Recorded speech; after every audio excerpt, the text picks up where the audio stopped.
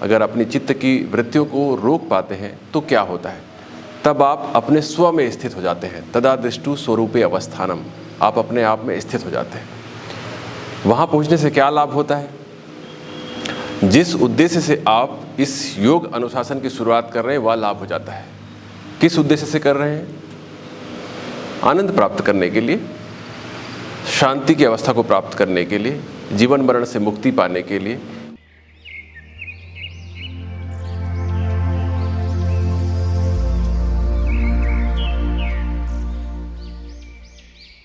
आप सबके भीतर आलोकित परमात्मा को मेरा सादर प्रणाम।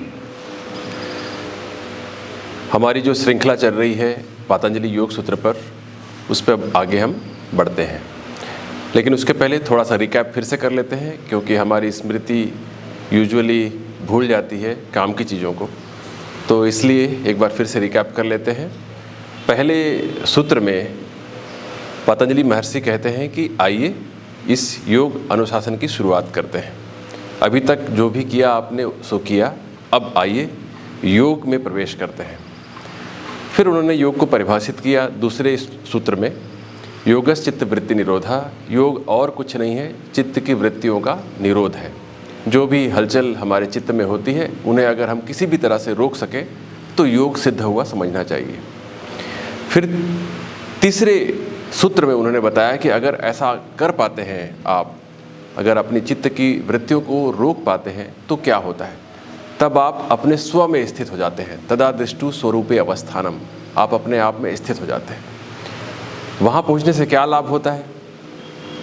जिस उद्देश्य से आप इस योग अनुशासन की शुरुआत कर रहे हैं वह लाभ हो जाता है। किस उद्देश्य से कर रहे हैं?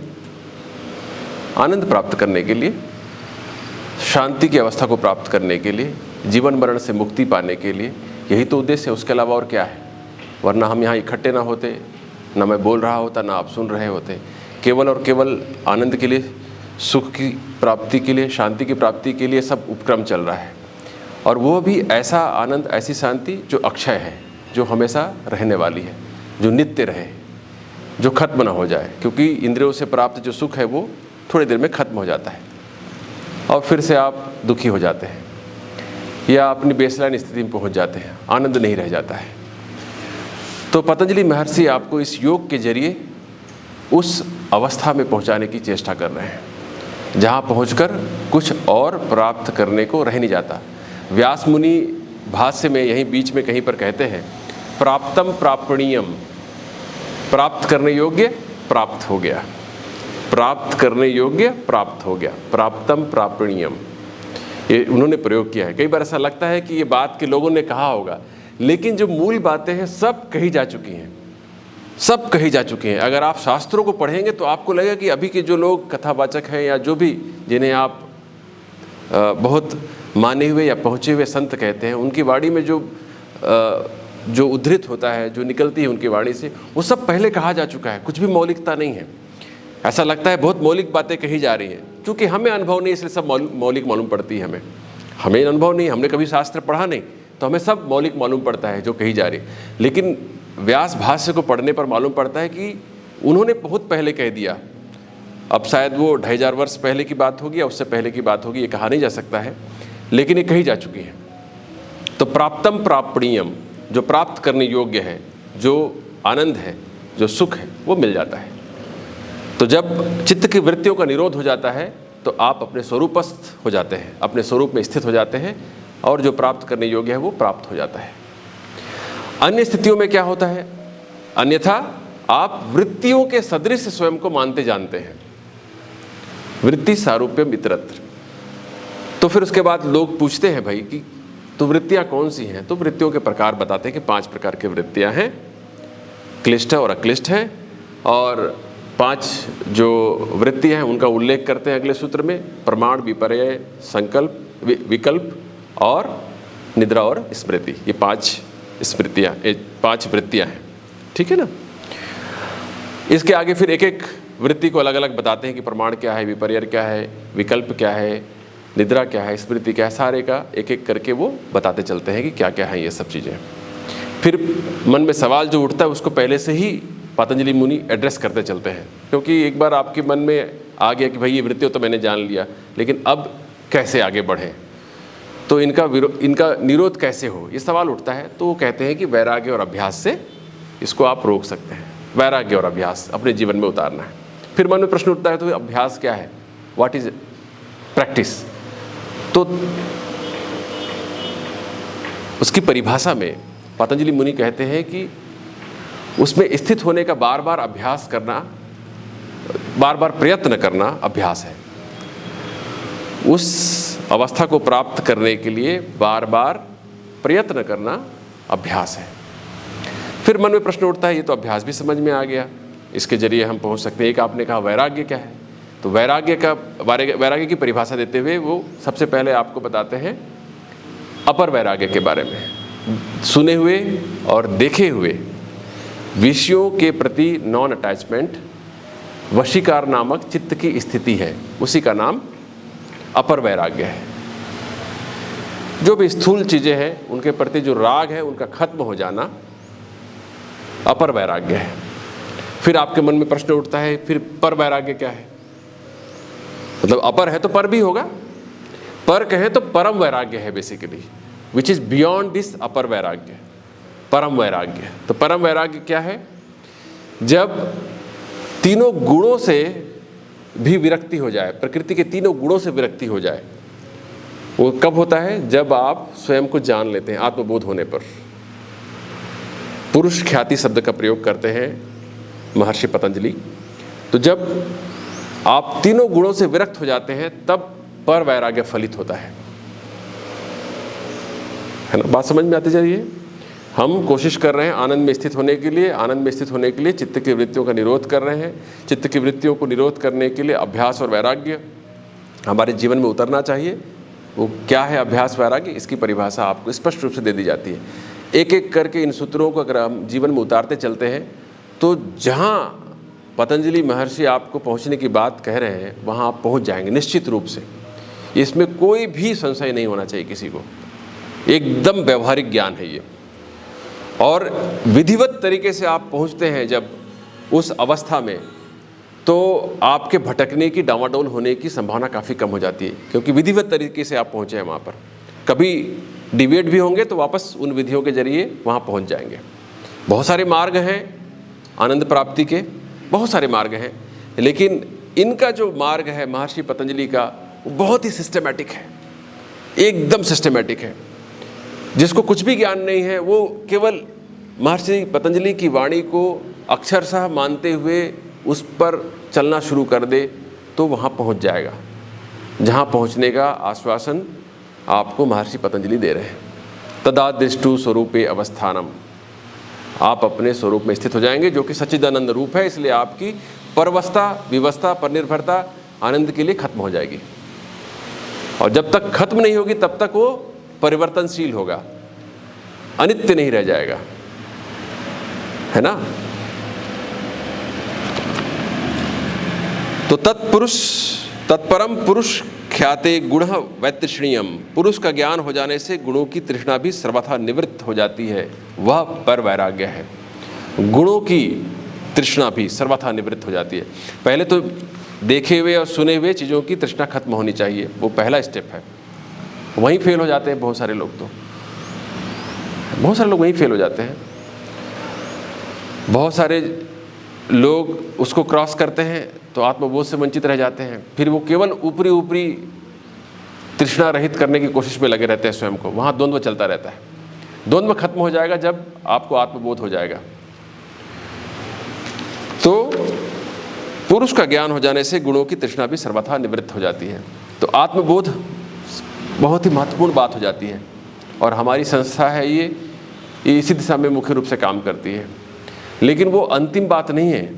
महर्षि पतंजलि आपसे कह रहे हैं कि वो अंतिम बात नहीं है। आत्मबोध हो गया तो बात खत्म हो गई, ऐसा मत समझिएगा। और भी यात्राएं बाकी है, और भी चेतना विकसित हो सकती है। उस दिशा में भी प्रयत्न करना चाहिए।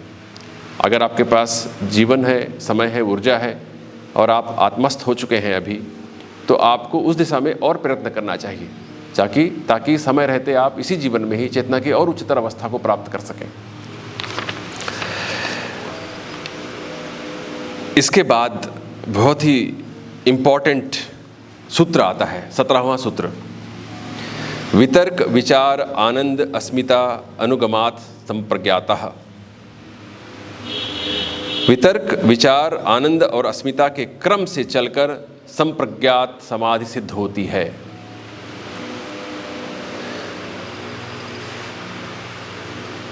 वितर्क, वितर्क से क्या अर्थ है? तर्क वितर्क शब्द सुनते हैं आप, सुनते हैं ना, तर्क वितर्क। तर्क तो समझ में आता है, वितर्क प्राय लोगों को समझ में नहीं आता कि क्या है। वैसे वितर्क का बहुत अधिक गहरा अर्थ नहीं है। वितर्क का अर्थ है क्वेश्चनिंग, क्रॉस क्वेश्चनिंग कह सकते हैं आप जिसे, क्रॉस क्वेश्चनिंग। जैसे कोर्ट में होता है, कोर्ट ऑफ लॉ में होता है, कोई क्वेश्चन पूछते हैं, दूसरा फिर क्रॉस क्वेश्चन पूछता है ना।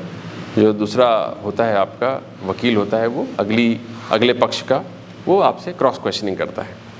सिमिलरली आपको बार बार जब आप किसी शब्द के बारे में, किसी स्थूल विषय के बारे में सब बार बार प्रश्न करते हैं तो वो वितर्क कहलाता है।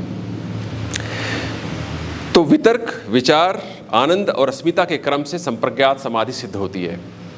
संप्रज्ञात समाधि सविकल्प समाधि। सविकल्प का मतलब हुआ जिसके लिए कोई आलंबन है, कोई आलंबन है। निरालंब हो जाता है तो वो असंप्रज्ञात समाधि हो जाती है, निर्विकल्प समाधि जिसे कहते हैं। तो आलंबन जहाँ पर है उसके 4 प्रकार हैं। इसके बहुत सारे लोगों को इसके बारे में पता नहीं होता है कि 4 कैसे प्रकार हैं। ये समझ में आ गया आपको तो ध्यान लगाने में आसानी होगी। इसलिए बहुत ही इंपॉर्टेंट टॉपिक कह रहा हूँ मैं इसको। अगर आपने इसको ठीक से समझ लिया तो ध्यान लगाने में बड़ी आसानी हो जाएगी। कई बार समझ में आता है ना, ध्यान किस पे लगाएं, क्या है ध्यान।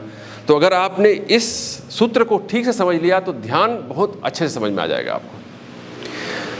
तो वितर्क में ऑब्जेक्ट पे ध्यान लगाया जाता है, you meditate on an object. Second है विचार, थॉट्स पे। तीसरा है आनंद, ब्लिस पे। और चौथा है अस्मिता, स्वयं पे। पहला ऑब्जेक्ट पे, ग्रॉस ऑब्जेक्ट पे। जैसे आप फूल पे ध्यान लगा दें, आंखें बंद हैं आपकी और आप भीतर ही भीतर फूल का ध्यान कर रहे हैं। मान लीजिए फूल में भी आप एक गुलाब के फूल के बारे में ध्यान लगा रहे हैं। एक गुलाब का फूल है, लाल है रंग उसका या गुलाबी है रंग, उसके बारे में आप सोच रहे हैं कि कितने प्रकार के गुलाब होते हैं। केवल गुलाब और गुलाब और गुलाब और गुलाब, केवल गुलाब के बारे में निरंतर ध्यान चल रहा है आपका। तो ये सवितर्क समाधि का अभ्यास है, ये सवितर्क समाधि का है ना। आगे के श्लोक में, आगे के जो पाद हैं, साधन पाद में हम और जानेंगे इनके बारे में कि समाधि क्या है। लेकिन अभी आपको यहाँ पर थोड़ी सी प्राइमिंग कर देते हैं पतंजलि महर्षि। तो सवितर्क समाधि आपको लग जाएगी अगर आप एक ही विषय पे सोचेंगे। तो आपने गुलाब के बारे में सोचना शुरू किया, गुलाब के कितने प्रकार हैं, गुलाब के रंग क्या होते हैं, गुलाब के पौधे किस तरह के होते हैं, कांटे कैसी होती हैं, उनकी पत्तियां कैसे होती हैं, कैसी उसकी खुशबू होती है और उससे क्या क्या बनाए जाते हैं। गुलाब जल बनाया जाता है, गुलाब का इत्र बनाया जाता है, गुलाब की पंखुड़ियाँ लोगों पर पुष्प वर्षा के रूप में उपयोग की जाती हैं। गुलाब को आप किसी देवता के समक्ष समर्पित करते हैं या किसी को अपने प्रेम का प्रकटीकरण करने के लिए, प्रेम अभिव्यक्ति के लिए भी प्रयोग करते हैं। लाल गुलाब किसी अन्य उद्देश्य से करते हैं, सफ़ेद गुलाब का उपयोग किसी अन्य उद्देश्य से करते हैं। तो ऐसा आप निरंतर सोचते चलें गुलाब के बारे में और कोई विचार ना आए आपके मन में, केवल और केवल गुलाब जब रह जाए आपके चित्त में, तो ये सवितर्क समाधि सिद्ध हो गई समझना चाहिए। ऐसा संभव है। इसीलिए अगर आप किसी किताब में मशगूल हो जाते हैं, पढ़ते पढ़ते खो जाते हैं उसमें, भूख प्यास सब मिट जाती है, तो वह भी एक प्रकार की समाधि है, सवितर्क समाधि है, सवितर्क समाधि है। कई लोग नॉवेल पढ़ते रहते हैं, खो जाते हैं उसमें, है ना। उपन्यासों में एक नशा होता है, उपन्यासकार जिस तरीके से उपन्यास लिखते हैं उससे एक नशा होता है और वो उसमें खो जाता है। वो उनके पात्रों के साथ एक पात्र बन जाता है, वह भी उसी में ही एक पात्र हो जाता है और वहीं खो जाता है। उन्हीं गलियों से वो घूमता है जहाँ से प्रोटैगनिस्ट घूम रहा होता है। सब कुछ वहीं ऐसा लगता है जैसे वो साक्षी है, मानो उसके समक्ष सारी घटनाएं घट रही हैं और पूरा जगत विस्मृत हो जाता है। वो स्वयं की सारी उपाधियां भूल जाता है कि मैं कोई पिता हूँ किसी का पुत्र हूँ, मैं डॉक्टर हूँ या इंजीनियर हूँ या शिक्षक हूँ, ये सब भूल जाता है वो। ये सवितर्क समाधि है। इसी में ही एक और रूप आता है जिसे कहते हैं निर्वितर्क समाधि। निर्वितर्क समाधि है ना। अब धीरे धीरे समझने की कोशिश करिए। आप ध्यान के प्रकारों को जान रहे हैं जिसके द्वारा आपको अंतिम आनंद मिलने वाला है। ये भाव हमेशा बैक ऑफ द माइंड में रखें, आप खो ना जाएं कहीं। निर्वितर्क समाधि में और सूक्ष्म कर लेते हैं आप विषय को। आपने गुलाब के बारे में ध्यान लगाया, अब गुलाब की केवल खुशबू का ध्यान रह जाए, गुलाब का अन्य जो पक्ष है वो भूल जाएं। 3 पक्ष होते हैं किसी भी चीज़ के, एक होता है शब्द, एक होता है रूप और एक होता है ज्ञान। तो आप उसको भूल जाएं और केवल उसके सूक्ष्म भाव को याद रखें, जैसे खुशबू को याद रखें, केवल उसके खुशबू पे केवल ध्यान लगाएं और सब कुछ भूल जाए। गुलाब भी भूल जाए, गुलाब की खुशबू केवल स्मरण में रह जाए, चित्त केवल गुलाब की खुशबू से शराबोर हो जाए। अगर ऐसा हो सके तो आपको समझना चाहिए कि ये निर्वितर्क समाधि सिद्ध हो रही है आपकी। तो अभ्यास करेंगे तो होगा, धीरे धीरे करके होगा। लेकिन इस अभ्यास में, आइए प्रणाम, इस अभ्यास में जैसा कि बताया है पतंजलि महर्षि ने, क्या बताया है, क्या चाहिए चूड़ामणि, कैसे सिद्ध हो पाएगा ये, इसके पहले क्या चाहिए, क्या चाहिए इसके पहले, इसके ठीक पहले वैराग्य चाहिए।